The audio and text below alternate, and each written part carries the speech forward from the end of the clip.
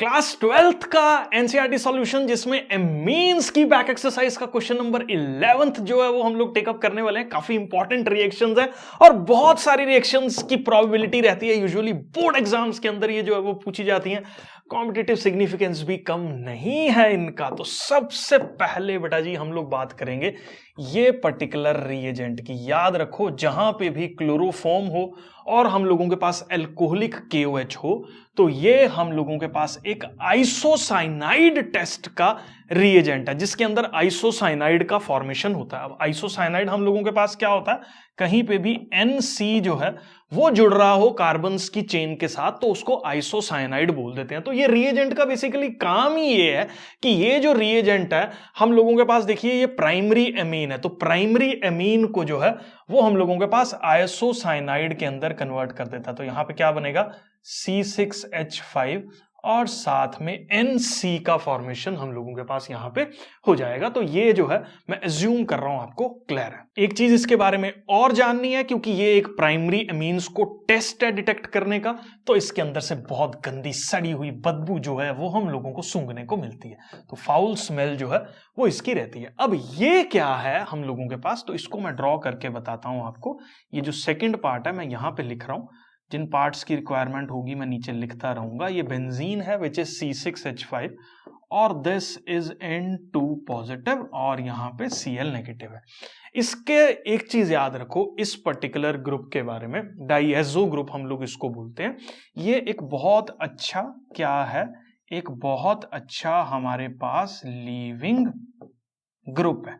इस leaving group को कोई भी हाइड्रोजन डोनेट करने वाला चीज, इवन की एल्कोहल्स भी, इवन जैसे C2H5OH भी इसमें डाल दें या H3PO4 इसमें डाल दें, कोई भी रिड्यूसिंग एजेंट जहां से हाइड्रोजन जो है वो आ सकती है वो इसको हटा देता है और ये पूरा का पूरा ग्रुप हटके किसके अंदर चेंज हो जाता है, मतलब यहां से ये पूरा का पूरा ग्रुप जो है वो हम लोगों के पास हटेगा और इसकी जगह क्या जुड़ जाएगा, हाइड्रोजन जो है वो जुड़ जाएगा। साथ में हम लोगों के पास नाइट्रोजन गैस जो है वो रिलीज होगी। ठीक है, तो ये एक हमारे पास अच्छा लिविंग ग्रुप होने की वजह से जब H3PO4 जो कि एक रिड्यूसिंग एजेंट का काम करता है, इवन मैं बताऊं तो अल्कोहल इतना अच्छा लिविंग ग्रुप है कि अल्कोहल भी एसिडिक बना देता है, अल्कोहल के सामने भी उसको एसिडिक बिहेवियर शो करने के लिए मजबूर कर देता है।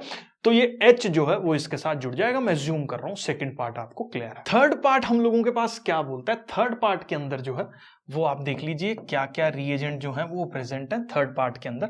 C6H5 है, C6H5 है तो आप ये वाला जो है वो फिनाइल ग्रुप बना लें। ठीक है, तो ये हो गया C6H5 और इसके ऊपर जो है वो मेरे पास क्या जुड़ा हुआ है, NH2 ग्रुप जो है वो जुड़ा हुआ है। इसके अंदर हम लोगों ने जो है वो क्या डालना है, कॉन्सेंट्रेटेड सल्फ्यूरिक एसिड जो है वो डाल देना है। अब कॉन्सेंट्रेटेड सल्फ्यूरिक एसिड जब भी हम लोग इसके अंदर डालते हैं ना, तो सल्फ्यूरिक एसिड की ना एक बात आप अपने दिमाग में बिठा लो, सल्फ्यूरिक एसिड का फॉर्मूला है H2SO4। तो ये कुछ इस तरीके का ग्रुप है हमारे पास, इस तरीके का। ठीक है, this is not the actual structure but atoms कैसे अरेंज्ड है वो हमने जो है वो यहाँ पे ड्रॉ कर दिया। ठीक है, दिस इज H2S और O जो है वो 4 इसमें देखने को मिल रहे हैं। अब क्योंकि ये एसिडिक है तो इसके अंदर बहुत सारे H पॉजिटिव भी प्रेजेंट होते हैं जो कि इस ऑक्सीजन के लोन पेयर से अटैच होके वाटर के मॉलिक्यूल का रिमूवल जो है वो कर देते हैं। वाटर के मॉलिक्यूल जब यहां से रिमूव होता है तो मेरे पास जो चार्ज है पॉजिटिव वो इस पर्टिकुलर जगह पे आ जाता है, जिसको मैं क्या बोलता हूं, SO3H जो है वो बोल देता हूं। अब ये SO3H किसी भी नेगेटिव चार्ज की तलाश में है ताकि इसको स्टेबिलिटी जो है वो मिल जाए। मतलब इन शॉर्ट जो नेगेटिव चार्जेस की तलाश में होते हैं उनको इलेक्ट्रोफाइल्स हम लोग बोल देते हैं। तो ये एक इलेक्ट्रॉन लविंग स्पीशी है, इलेक्ट्रोफाइल्स की तरह जो है वो एक्ट कर रहा है। लेकिन एक इस स्पीशी की क्या खासियत है, काफी बड़ा है, बल्कि ग्रुप है, जिसकी वजह से कोई भी बेंजीन रिंग के ऊपर अगर इलेक्ट्रॉन डोनेटिंग ग्रुप है तो उसकी नेगेटिविटी ऑर्थो पे और पैरा पोजीशन पे ज्यादा होती है। लेकिन इसमें क्या प्रॉब्लम है कि ये पोजीशन पे जो है वो हमारे पास एक स्टेरिक हिंड्रेंस जो है वो बहुत ज्यादा होगी इन पर्टिकुलर जगह पे, ऑर्थो पोजीशंस पे। इसलिए ये ग्रुप की टेंडेंसी रहेगी कि ये इस पर्टिकुलर जगह पे आके जुड़े। ठीक है, तो हमारे पास जो फाइनल थर्ड का जो प्रोडक्ट बनेगा वो क्यों बन रहा है मैंने आपको ऑलरेडी जो है वो समझा दिया। अब वो क्या बन रहा है वो मैं यहां पे ड्रॉ कर रहा हूं। ठीक है, तो ये मेरे पास बेंजीन रिंग है, जिसके इस पर्टिकुलर जगह पे मेरे पास NH2 ग्रुप है और यहां पे मेरे पास जो है वो SO3H जो है वो जुड़ जाएगा और फाइनली ये प्रोडक्ट हम लोगों के पास फॉर्म होगा। क्यों फॉर्म होगा, कैसे फॉर्म होगा, मैंने समझा दिया। इस प्रोडक्ट की भी आगे बहुत बड़ी खासियत है कि इस प्रोडक्ट को हम लोग जो है वो ज्विटर आयन जो है वो बोल देते हैं। अब ये ज्विटर आयन क्या होता है मैं इसी वीडियो में बता देता हूं आपको।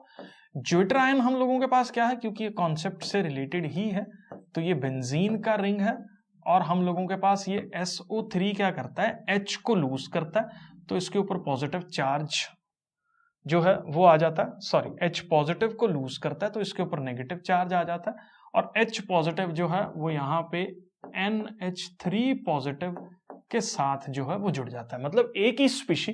अब इसने H को लूज किया, उसने H को गेन किया। इसने H को क्यों गेन किया, क्योंकि इसके ऊपर यहाँ पे लोन पेयर प्रेजेंट है, इसलिए H पॉजिटिव को गेन इजीली जो है वो कर सकता है। उसने कर लिया, अपना काम जो है उसने निभाया, अपना फर्ज जो है वो उसने निभाया, NH3 पॉजिटिव बन गया। अब देखो एक ही न्यूट्रल मॉलिक्यूल है जिसके ऊपर पॉजिटिव और नेगेटिव एंड्स दोनों एग्जिस्ट कर रहे हैं, जिसको हम लोग ज्विटर आयन जो है वो बोल देते हैं। तो एक ज्विटर आयन वाली रिएक्शन है। मैं ज्यूम कर रहा हूं पार्ट नंबर 1, 2, 3 जो है वो आपको क्लियर है।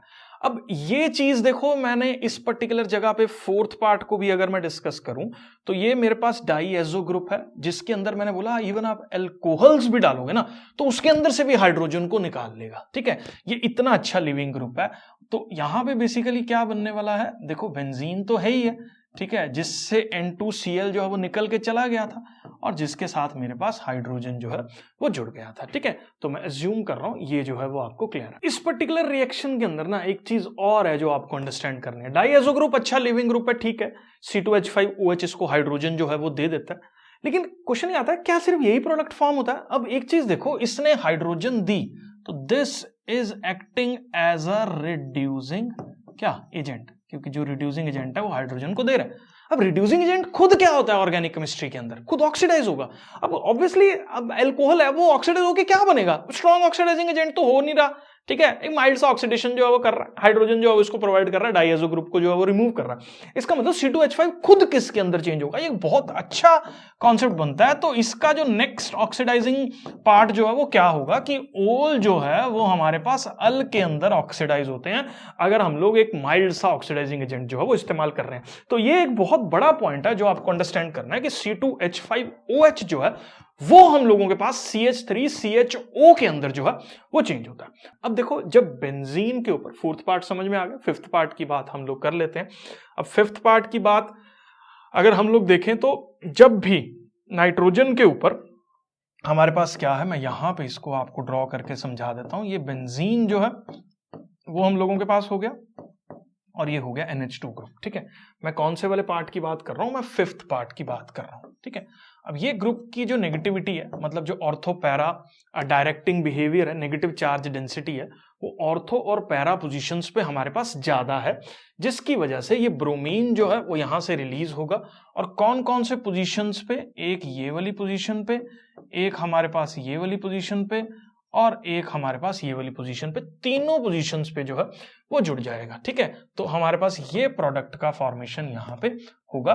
ठीक है, मैं अज्यूम कर रहा हूं ये जो है वो आपको क्लियर है, या इवन मैं इसको इस पर्टिकुलर जगह पे आपको ड्रॉ करके प्रॉपर इसका आंसर के फॉर्म में जो है वो बता देता हूं। ठीक है, सबसे पहले आपको क्या बनाना है, हम लोगों के पास बेंजीन जो है वो आपको फॉर्म करना है, ये हमने कर दिया। इसके ऊपर जो है वो NH2 लगा हुआ है, ब्रोमीन जो है, क्योंकि ऑर्थोपैरा डायरेक्टिंग नेचर है इसका, तो एक ब्रोमीन यहां जुड़ेगा, एक ब्रोमीन यहां जुड़ेगा और एक ब्रोमीन यहां जुड़ेगा। मतलब 2 पे, 4 पे और 6 पे try bromo aniline, 3 bromo groups हैं 2, 4 और 6 पे, क्योंकि काउंटिंग हम लोग यहां से शुरू करेंगे 1 से। ठीक है, क्योंकि ये हम लोगों के पास मेन चेन में जो है वो इंक्लूड रहेगा, तो ये जो है वो फॉर्म होने वाला है। मैं अज्यूम कर रहा हूं बेटा जी फिफ्थ पार्ट भी आपको क्लियर है। पार्ट नंबर 6 को जो है वो मैं सॉल्व कर रहा हूं, तो एनिलीन ही है हम लोगों के पास यहाँ पे। तो देख लीजिए एनिलीन जो है वो कैसे बनाना है। तो ये बेंजीन हम लोगों ने जो है वो बना दिया और इसके साथ जो है वो कौन सा ग्रुप अटैच है, NH2 ग्रुप अटैच है। और इस ग्रुप की क्या खासियत है, इसके ऊपर लोन पेयर प्रेजेंट है। ये एसिटिक एनहाइड्राइड है। एसिटिक एनहाइड्राइड कैसे बनता है, CH3 C double bond O, आप देख लीजिए ये वाला ग्रुप ट्वाइस है, 2 बार है।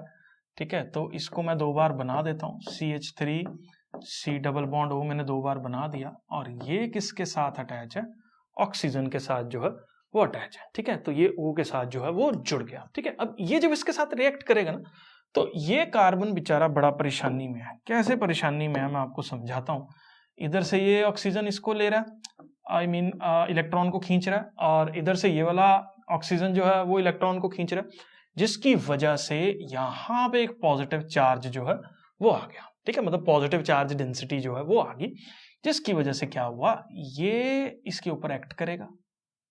ठीक है, अब ये कार्बन ऑलरेडी 4 बॉन्ड बना के बैठा हुआ है, ये एक बॉन्ड इसका ब्रेक करेगा कुछ देर के लिए, लेकिन वो स्टेबिलिटी ना होने की वजह से वो वापस आएगा और ये कहेगा यार दफा कर इसको, मेरे को तो नाइट्रोजन मिल रहा है, क्योंकि पराई चीज हमेशा अच्छी लगती है। ठीक है, जो उसके साथ अटैच था उसने उसको छोड़ दिया।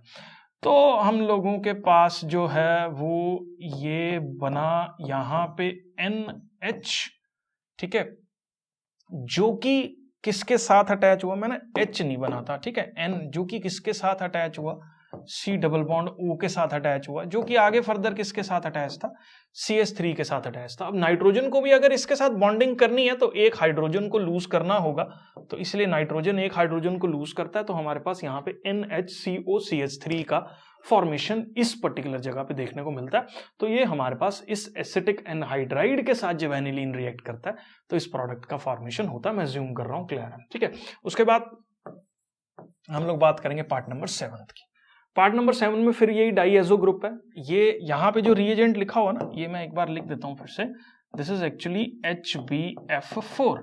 HbF4 का एक सिंपल सा फंडा है, इसको हटाएगा और इसकी जगह क्या लगाएगा, फ्लोरीन जो है वो लगाएगा। अब फ्लोरीन लगा, फ्लोरीन जो है वो उसके अंदर हम लोग क्या डाल रहे हैं, लास्ट के अंदर डाल रहे हैं, यहाँ पे क्लियर नहीं आ रहा, NaNO2 डाल रहे हैं और कॉपर डाल रहे हैं। अब ये पहला प्रोडक्ट बताता हूं मैं, फर्स्ट प्रोडक्ट इसका क्या होगा, जब भी HbF4 डलता है किसी भी डाईएजो ग्रुप के अंदर, तो यहाँ पे फ्लोरीन जो है वो हमारे पास अटैच हो जाता है। तो इस पर्टिकुलर जगह पे फ्लोरीन हमारे पास अटैच हो जाएगा। ठीक है, उसके बाद एक चीज और है जो आपको ध्यान देनी है, उसके बाद हमने डाला NaNO2 और साथ में डाला इसके अंदर क्या, कॉपर।